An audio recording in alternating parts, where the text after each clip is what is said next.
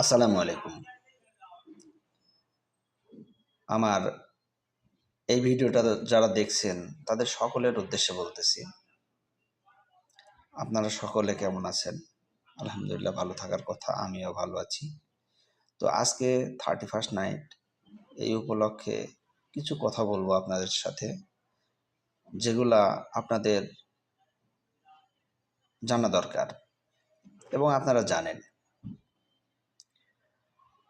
যারা 31st night উদযাপন করবেন তাদের উদ্দেশ্যে বলতেছি যে আপনারা কেউ স্ব ইচ্ছায় নিজের সতীত্ব নষ্ট করবেন না। এটা নিজের সতীত্ব বলতে পুরুষের যেমন ইজ্জত আছে, মেয়েদেরও ইজ্জত আছে।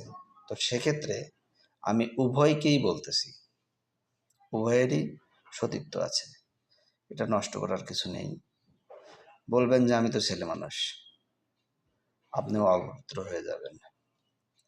বলবেন আমি তো মেয়ে মানুষ, মেয়ে মানুষ তো আগেই অপবিত্র হয়ে যাবেন। সেই ক্ষেত্রে বলতেছি যে আপনারা নিজেরা নিজেদের থেকে পুতু পবিত্র থাকার চেষ্টা করবেন আজকের দিনকে এবং ভবিষ্যতেও। কেননা 31st নাইটে অনেক রকমের অপ্রীতিকর ঘটনা ঘটে থাকে, যা আমরা দেখি, জানি এবং খবরেও আসে।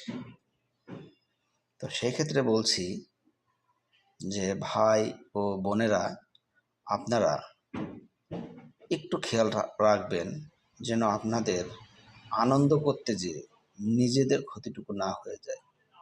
নিজেদের ক্ষতিটুকু হোক, তাতে কোনো সমস্যা নেই আমার কাছে মনে হচ্ছে, কিন্তু